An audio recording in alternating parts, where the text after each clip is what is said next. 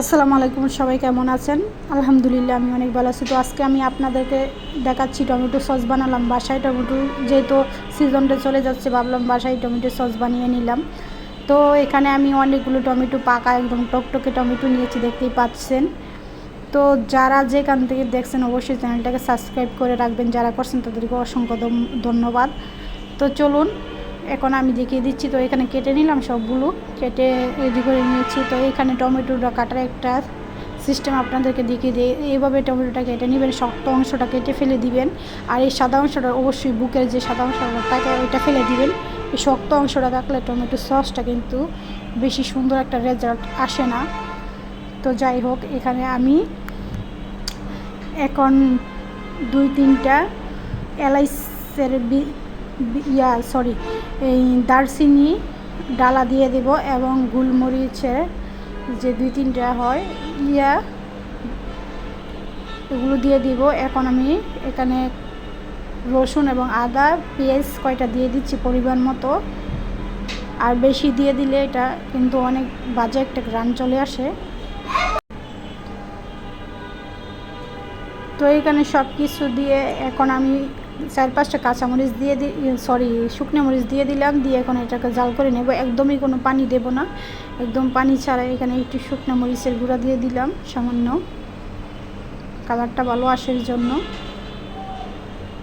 একটু লবণও দিয়ে দিব, কাঁচা লবণ। এখন লবণটা দিয়ে দিলে ওই সসটা বানানোর সময় সসটা এখন দিয়ে দেওয়াতে পরবর্তীতে পানি উঠে না। তো এখানে একটু টক হওয়ার জন্য আমি তেঁতুল দিয়ে দিলাম, একটু সামান্য পানির মধ্যে একটু করে টকটা ছাড়িয়ে আমি টকটা দিয়ে দিলাম। এখন দিয়ে ভালো করে নেড়ে ছেড়ে এটাকে সিদ্ধ করে নিচ্ছি। তো আমার সিদ্ধ করা হয়ে গিয়েছে। এখন আমি ঠান্ডা করে ব্লেন্ডার করে নেব। চাইলে ব্লেন্ডার না করে চাটনি দিয়ে ভালো করে ছেঁকে নেওয়া যায়। তো ব্লেন্ডার করলে এটা টেস্টটা অনেক সুন্দর হয়, মিহিন হয়। তো আমি এটা ঠান্ডা হলেই ব্লেন্ডার করে নেব। তো চলে আসলাম ব্লেন্ডার করার জন্য। এখন আমি ব্লেন্ডার করে নিচ্ছি।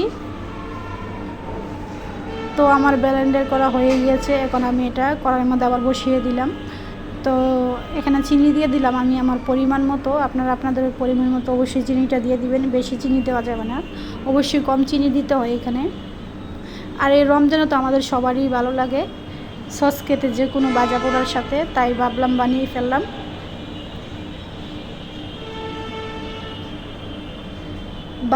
বাবার মতে যা আসে আমি তাই করে ফেলি। তো আমার মন চাচ্ছিল, মনে মনে ভেবেছিলাম যে টমেটোর সময়টা চলে যাচ্ছে, তো বানিয়ে ফেলি, এই জন্য বানিয়ে ফেলাম। যাই হোক, এখানে একটু কর্নফ্লাওয়ার বা বেকিং সোডা দিয়ে দিলে এটা একটু কালারটা সুন্দর আসে এবং একটু আটালো আটালো ভাব হয়, ঘন হয়। তো ভিনেগারটা দেওয়াতে এটা কিন্তু আর একটু ভালো উপকার হবে। তো এখানে আমি একটু বিট লবণও দিয়ে দিয়েছিলাম। বিট লবণ দিলে এই টমেটো সসের ফ্লেভারটা এত সুন্দর আসে বা মজাটাও অন্যরকম হয়ে যায়। অবশ্যই বাসায় যদি একটু বিট লবণ থাকে, একটু বিট লবণ দিয়ে দিবেন। তো দেখতেই পাচ্ছেন আমার এটা হয়ে গেছে, কতটা সুন্দর আটালো ভাব হয়েছে। তো এইভাবে ভালো করে আমি নেড়ে ছেড়ে নেব। আর এটা কোন সময় বুঝবেন যে এটা হয়ে গেছে সেটাও আপনাদেরকে আমি এখন দেখিয়ে দিচ্ছি। এই যে একটা প্লেটের মধ্যে নেবেন, যদি এটা দাম করে পড়ে যায় বা না পড়ে আস্তে আস্তে করে, তাহলে বুঝবেন এটা হয়ে গেছে। এখন আমার এটা কিন্তু হয়ে গেছে পারফেক্টভাবে। তো এখন আসি মূল কথাতে, দেখুন কতটা সুন্দর হয়েছে। এভাবে ঘরে কিন্তু অনেক শীতের দিনও অনেক টমেটো পচে যাবে, নষ্ট হয়ে যায় না, পচে যাওয়াতে বাঁচানোর জন্য এইভাবে সস কিন্তু বানিয়ে নিতে পারেন। আর ভিনেগারটা দেওয়াতে কিন্তু এই টমেটো সসটা প্রায় অনেক দিন টিকবে, অনেক দিন এটা রেখে খেতে পারবেন, নর্মালে বলেন বা যাই বলেন। তো সবাই ভালো থাকবেন, সুস্থ থাকবেন, আল্লাহ হাফেজ।